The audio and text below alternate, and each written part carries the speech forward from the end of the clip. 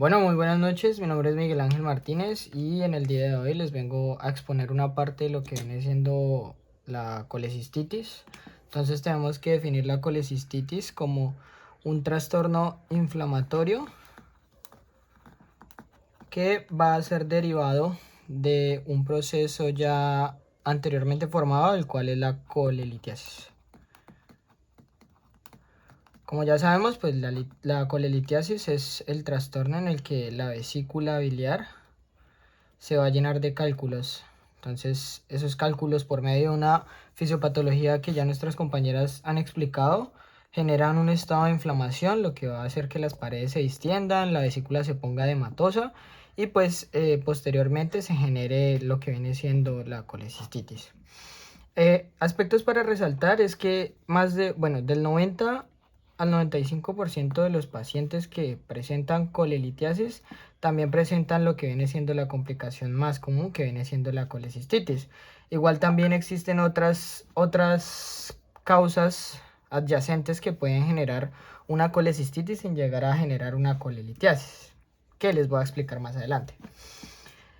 Un poquito de anatomía primero que todo. Entonces sabemos que la colecistitis, el principio fisiopatológico se inicia en la vesícula. La vesícula va a estar irrigada por la arteria vesicular, que es una rama de la arteria hepática izquierda, y esta hepática va a ser una rama de la hepática común, que a su vez es una rama del tronco celíaco, que pues como ya sabemos, el tronco celíaco es una estructura importante que podemos hallar en la aorta abdominal. Bueno, obviamente pues el drenaje venoso, como ya vamos a saber, ella va a estar en el lecho hepático, donde va a estar unida por un conjunto de venas que drenan directamente al sistema porta hepático del hígado, que va a estar ubicado acá en esta parte y va a recubrir la vesícula. Bueno, no la va a recubrir, sino que la va a mantener por debajo, para ser más exactos. Su inervación está por las fibras nerviosas simpáticas que vienen desde el plexo celíaco. Obviamente es una inervación simpática y parasimpática para llegar a relajar y generar contracción para los momentos en los que se tiene que liberar la bilis. Algo para destacar son las capas histológicas de la vesícula, en donde la vesícula pues cuenta con una mucosa que es la encargada de reabsorber esos elementos útiles que aún tienen una parte en el proceso de todas esas acciones metabólicas que el cuerpo lleva a cabo, y pues deja solo la bilis, que pues como ya sabemos la vesícula actúa como un tanque, el cual se encarga de almacenar toda esta secreción que se forma a partir de la absorción de lo que sirve por medio del epitelio, o bueno, de la mucosa de la vesícula. Importante, al ser un órgano del tubo digestivo, tiene una composición muy importante y es una capa muscular.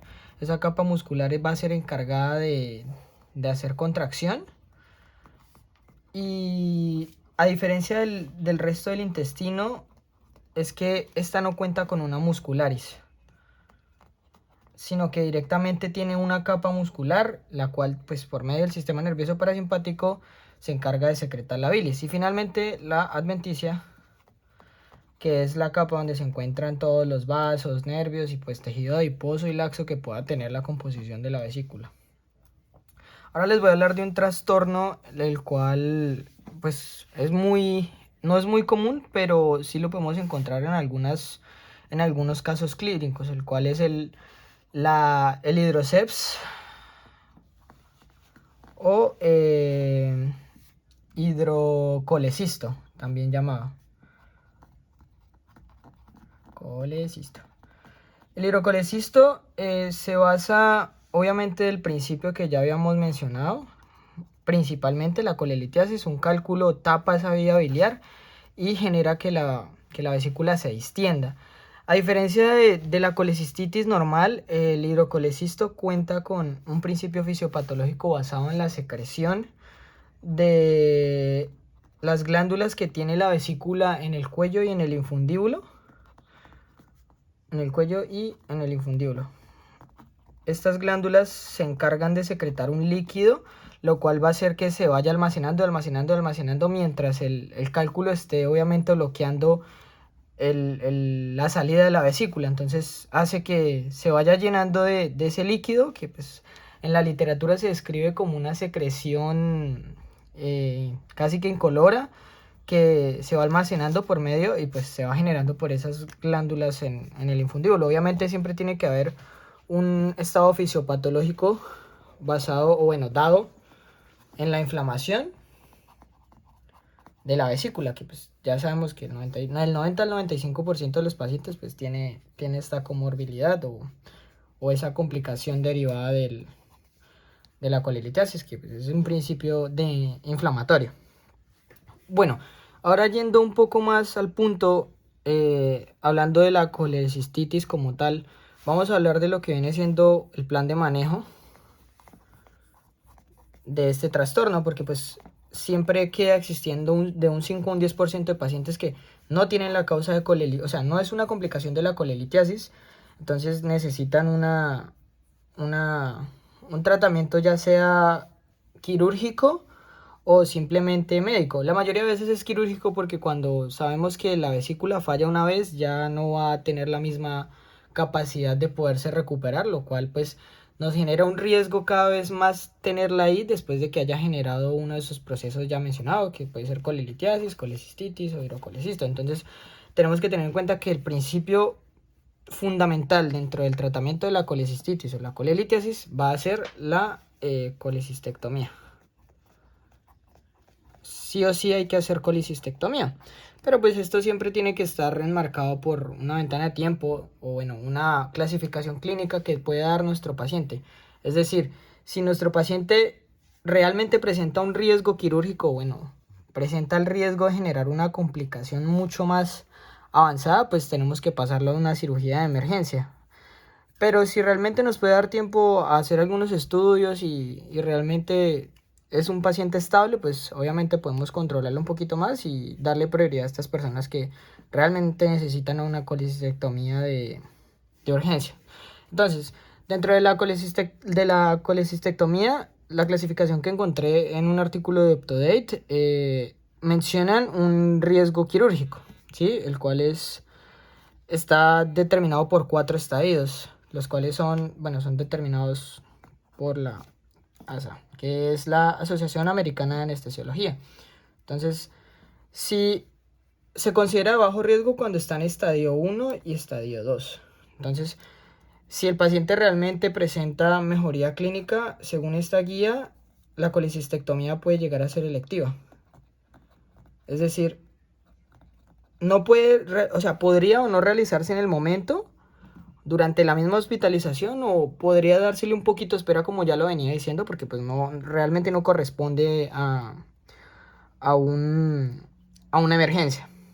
Pero si realmente el paciente presenta un deterioro clínico, pues que realmente no, con el manejo médico no mejora, es un paciente álgico, un paciente poco colaborador, demandante, realmente necesitamos una colecistectomía de urgencia. Si el paciente realmente es refractario al tratamiento con analgesia, con antipiréticos, puede generar un estado, bueno, la complicación que le proseguiría, que sería un piocolecisto, que pues como ya sabemos lo va a explicar mi compañero Daniel. Entonces, teniendo en cuenta aún estos riesgos, o bueno, de la Sociedad de Anestesiología, tenemos que saber que también hay estadio 3, bueno, del 3 al 5, 3, 4 y 5.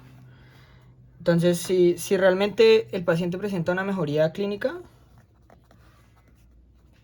podríamos hacer un drenaje y pues hacer una terapia no quirúrgica para los cálculos virales, pero pues este tipo de terapias o sea, no contamos con estas acá. Y si el paciente realmente presenta un deterioro clínico notable, que sería este grado 5, que realmente ya está comprometiendo su vida y está incapacitando y puede llegar a el paciente aumentar su mortalidad y fallecer, entonces se hace una colecistectomía percutánea. Esto depende siempre del estado en el que del estado en el que el paciente esté, ¿sí? Porque pues si realmente en un estadio 5 y presenta un deterioro clínico, el paciente no va a aguantar una laparotomía ¿sí? Tendrá que llevarse a hacer otro tipo de procedimientos y pues de esta manera llegar a tratar la colecistectomía, o bueno, llegar a hacer la colecistectomía. Entonces esto fue todo por el día de hoy, muchas gracias y ya. Entonces, para pues, poder empezar a hablar de la fisiopatología, vamos a hacer como una mini introducción de lo que, pues, qué significa la colecistitis. Como su nombre lo dice, es una inflamación de la vesícula, ¿sí? Y en algunos casos es alitiásica y en el 95% de los casos se da pues por una obstrucción por cálculos de la vía biliar. Entonces vamos a empezar a hablar de la colecistitis aguda litiásica, que pues como ya se los había mencionado es cuando un cálculo, ya sea por sales biliares o por colesterol, va a obstruir el conducto cístico, ocasionando que pues lo que viene siendo los jugos biliares no salgan por el conducto cístico y pues no lleguen al coledoco. Esto pues va a tener unos hallazgos ecocardiográficos como el edema en la pared vesicular, la retención de las secreciones biliares y pues algunas alteraciones vasculares. Entonces vamos a hablar de lo que viene siendo de cómo empieza a actuar la inflamación. Entonces tenemos un contenido, un contexto de un cálculo, de una litiasis. Entonces primero se da lo que viene siendo el edema de la pared cística, ¿sí? Este edema en la pared cística lo que va a hacer es que va a activar la fosfolipasa. La fosfolipasa es una enzima que lo que hace es hidrolizar los enlaces éster. Entonces, la fosfolipasa a su vez va a activar o a generar la producción de la lecitina. La lecitina es una sustancia que se encuentra presente en las membranas de algunos tejidos. La fosfolipasa sintetiza la lecitina en lisolecitina. La sintetiza en lisolecitina. La lisolecitina es citotóxica, es decir, es tóxica para las células que se ubican en la vesícula biliar. Entonces, ¿qué es lo que hace la citotoxicidad de esta de la lisolecitina? Lo que va a hacer es que va a generar la producción del ácido araquidónico.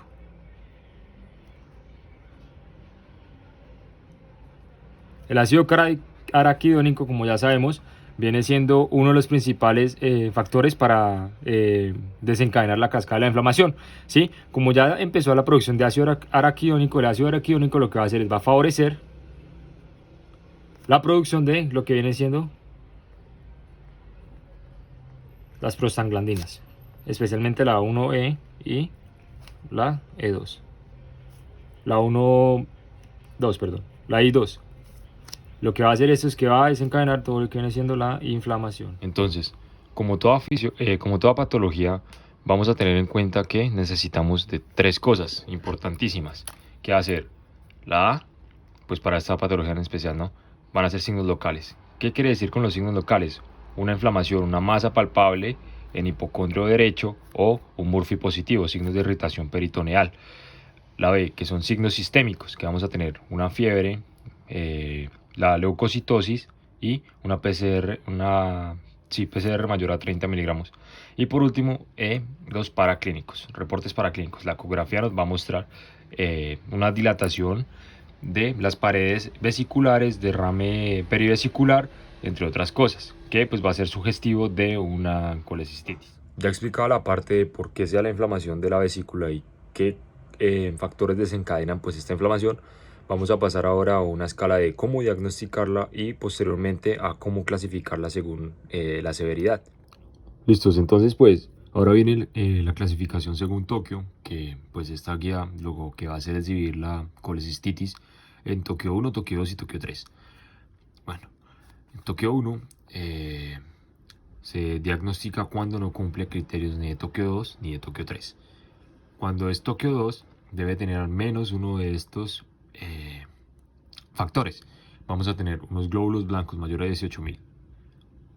Segundo, que puede tener una masa palpable en hipocondrio derecho. Tercera parte es una duración de los síntomas mayor a 72 horas o 3 días.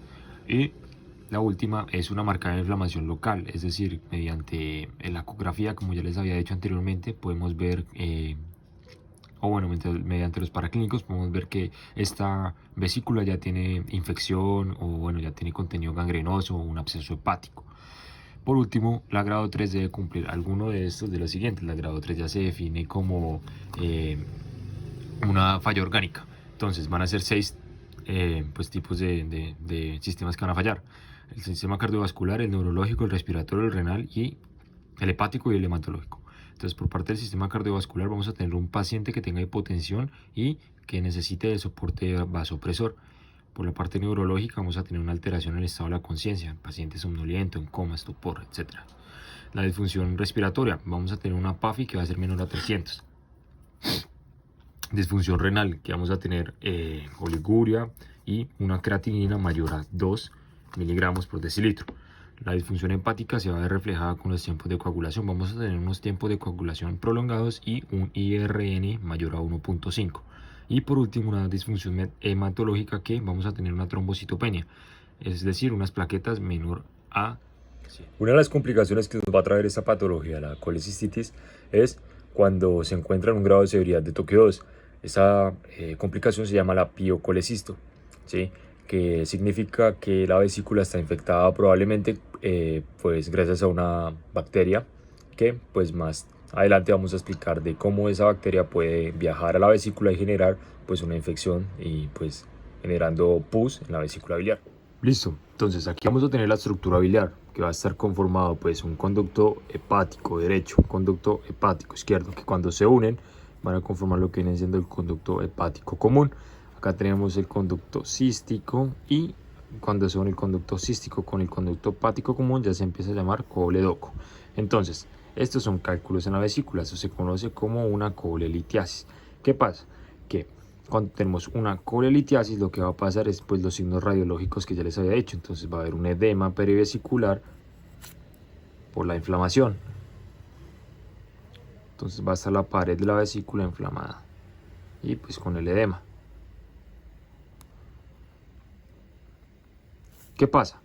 Que estos cálculos aquí son un gran riesgo porque estos pueden viajar de aquí, pasar por el conducto cístico y llegar al coledoco. Es riesgo grande, ya que si algún cálculo se vuelve migratorio y pues valga la redundancia, no migra de la vesícula al coledoco, puede taparlo.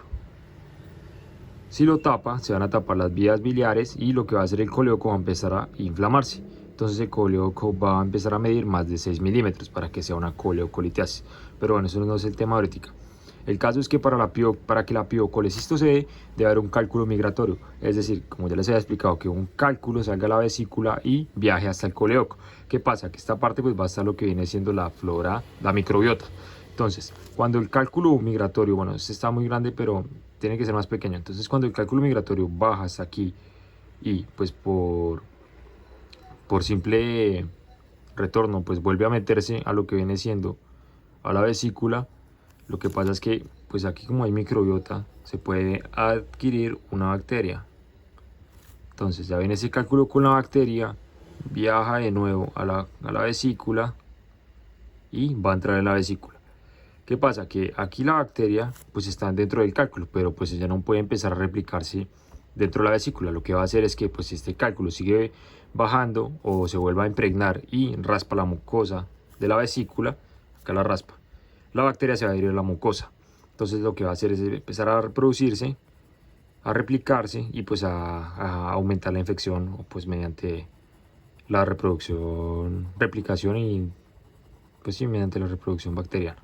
Entonces todo esto se va a llenar de bacterias y va a empezar a pues generar la piocolecisto, que viene siendo básicamente pues una infección de la vesícula biliar. Entonces pues eso es básicamente la piocolecisto.